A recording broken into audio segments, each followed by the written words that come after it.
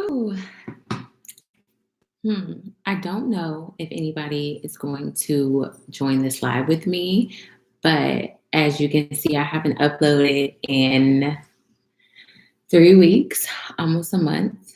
And, I've been doing a lot of self reflection on myself, working on my inner child, um, working on childhood trauma.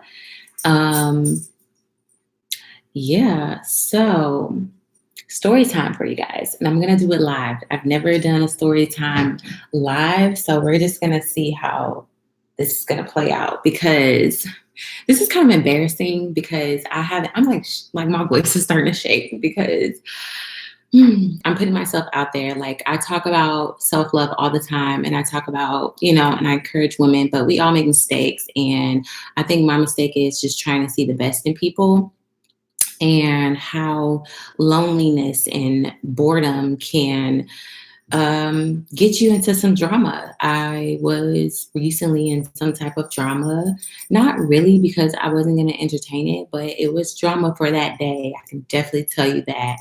So I'll just give you the back details, not too much. I was talking to somebody who, in the beginning, I did not care to talk to them.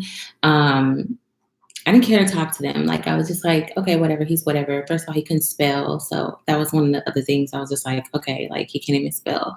But then I got bored. Like I had a fallout with a few friends.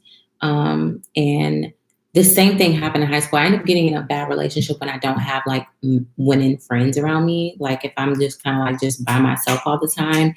And I end up getting into like these crazy situations. I don't know.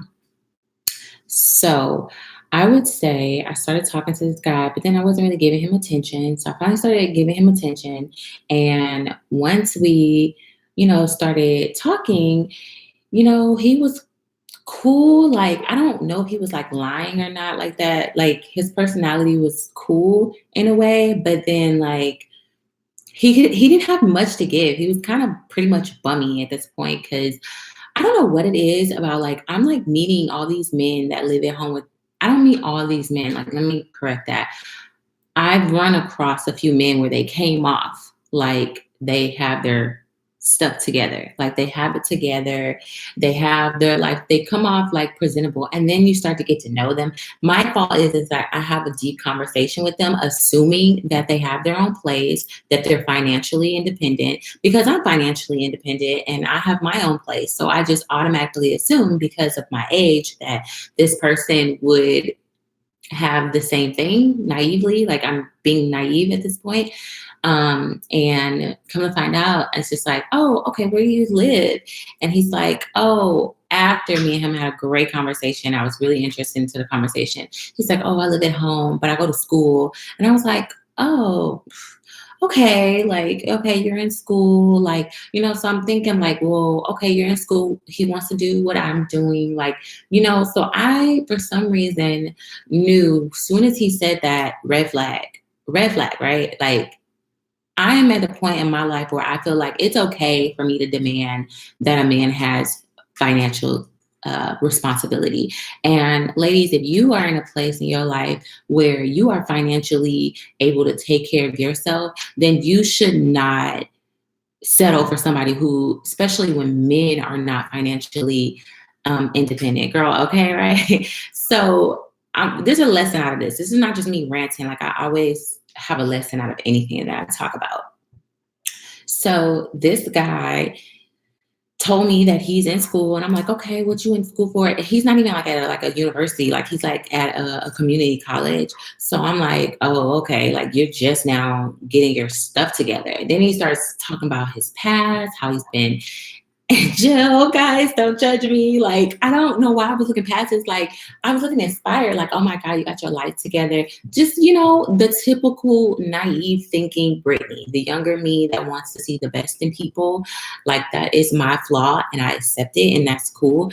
But I wanted to see the best in this person and be like, yeah, like, you know what? I've been down too. And I need to stop, like, going back off of where I've been and where I'm at now. Just because I've been somewhere doesn't mean I have to date somebody that is in that low place. Like, because I'm no longer in that place right now. So why would I date somebody that's in that place? Like, I feel like now I'm learning that I need to have more self worth. Like, I love myself and I have self worth and a certain extent where, of course, I walked away from this situation, but still, I shouldn't even got in this situation. I ignored all the red flags. He was just, the relationship went too fast. It just did. It did. It wasn't really like, yeah, it was, I would say it was a fling. So let's go to a few weeks ago where,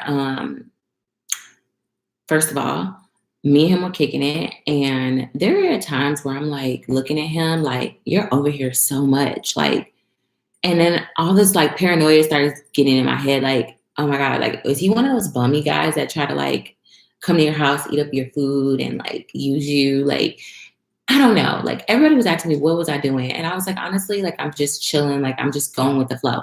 Going with the flow does not work. There always need to be some type of plan.